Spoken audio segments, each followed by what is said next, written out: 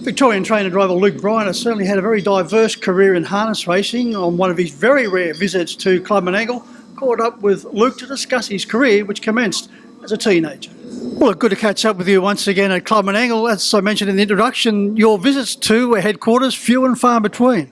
Yeah, thanks Mike, thanks for having me on.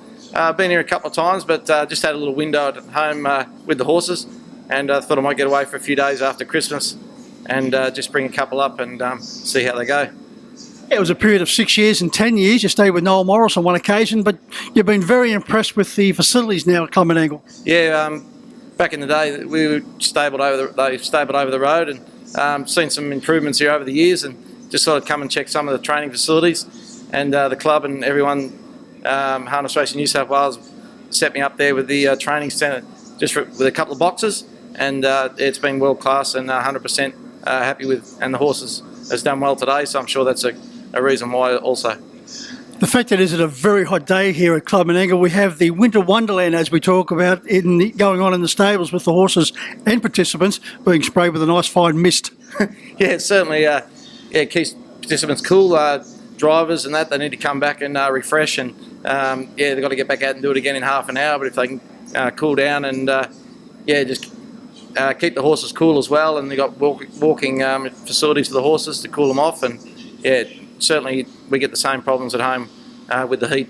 We had a meeting at Bort there on Sunday. I think temperatures were up around 38, and just got to be careful with the horses, and welfare is paramount these days, and we just have to make sure we look after them, and everything's done by the book.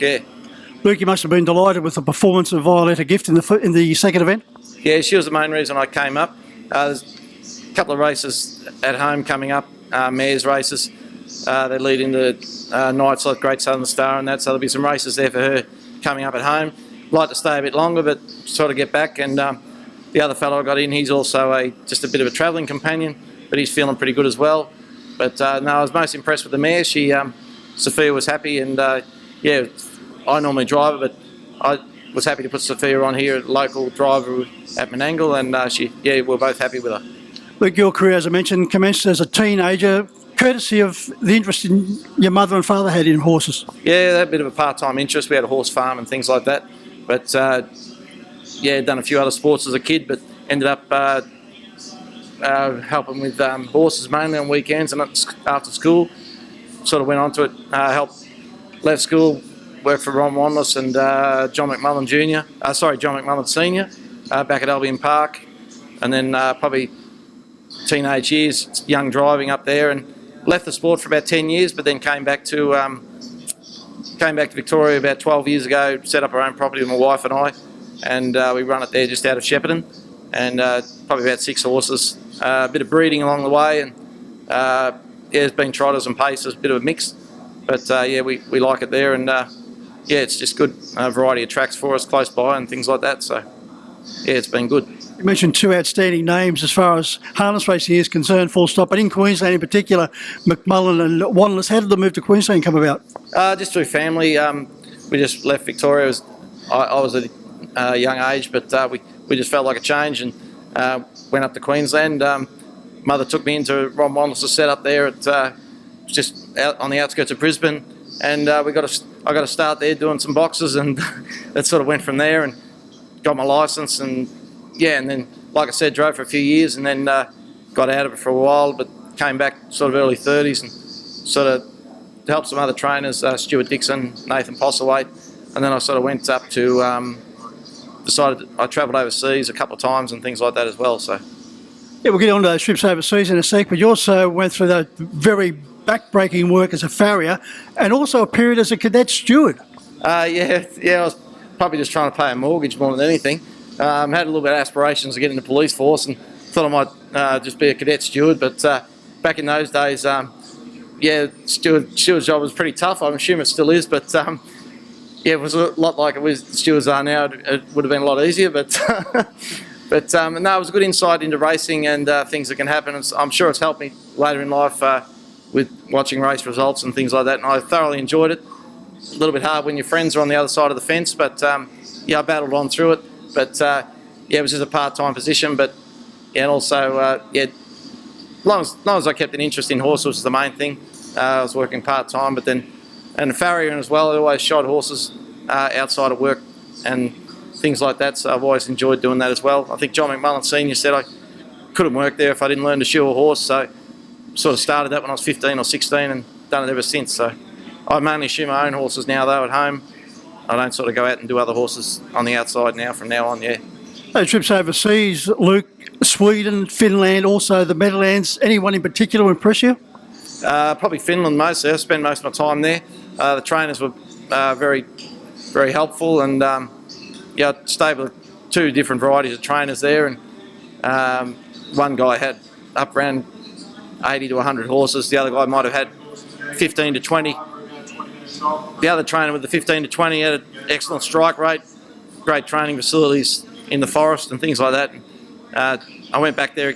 I was in there in 2007. I went back again in 2018 just for a quick holiday, but it's certainly the most outstanding thing I've done in harness racing, working overseas, yeah. Is that why you keep your stables to a small number? Yeah, I've just, last 6 months I've just put on a young staff member, Grace Bilney. She's just got a licence down in Shepparton in Victoria, and she's driven a couple of winners for me already. We might look to get a couple more horses, but we'll probably keep it just at low numbers, and yeah, anything from 6 to 8 horses, things like that. You mentioned Grace Bilney, and you provided her with her first winner, which was at Bendigo in December 22, just gone. Well, that's all right. Yeah, she's had about 20 drives, a few placings, and yeah, she's won on this other fella today, and she's actually away on holidays. I would have liked to have brought her up here for a look around, but she couldn't be here. But yeah, no, we've been travelling a fair bit with her, and up to Wagga and different places, and given her a few opportunities at different tracks, and she was lucky enough to get that win for us and herself. And yeah, she's picked up a few stories and that along the way, so hopefully she'll have a good career going forward. Talking about going from one end of the scale to the other end of the scale, young Grace Bilney, you provided her with her first winner. But in 2014, you provided Graham Whittle, who was 71 at the time, with a win in the Bendigo Veteran Drivers with Dandy Newt, a 10-year-old mare, and $72 to boot. Yeah, she was a finicky mare, and I said to Graham that night if she got to the front, she'd be pretty hard to beat, and certainly a bit of a highlight because we backed her that night and turned out pretty well. And but Graham, we got him a photo and he hangs it on the wall proudly. And he's driven trotters for many years down in Victoria and still trains a few. And it's good to see Bendigo put on a race like that for veteran drivers each year. They have one night a year they put it on, and trainers nominate and you get given a driver. And we didn't know Graham prior to them, but he was certainly happy on the night, and I think his wife was there as well. And it's just a good fun night for those older drivers that, and a good variety of older drivers too. Like I think he was in against Bryant and some of the others, and Graham might not have had those wins up on those other drivers, but he certainly handled the mare well, and yeah, it all turned out good for us on the night. He's certainly been a stalwart in harness racing, Graham, over 60 years. Yeah, I think he's mainly focused on trotters along the way. I don't know him that well, but he's had, yeah, you'd only have a small team, I think, but he's just got some family, other relatives in it as well, and he just trains at Bacchus Marsh, I think, but yeah, no, he does a good job, and yeah, it's always good to see him at the track and have a laugh about the night we won on the mare. Well, look, it's good to see you here at Club Menangle. Hopefully the visits will be shorter now, not 6 and 10 years apart, and hopefully there'll be some winners that come along the way as well. Yeah, no, we're always like, when we get the time, and you sort of get busy at home, sometimes the last couple of years with COVID and things like that, it's been hard to get away, but now things have settled down.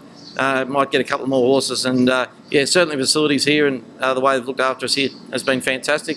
And if we can get back to here when we can, yeah, we'll be making tracks if we can, yeah.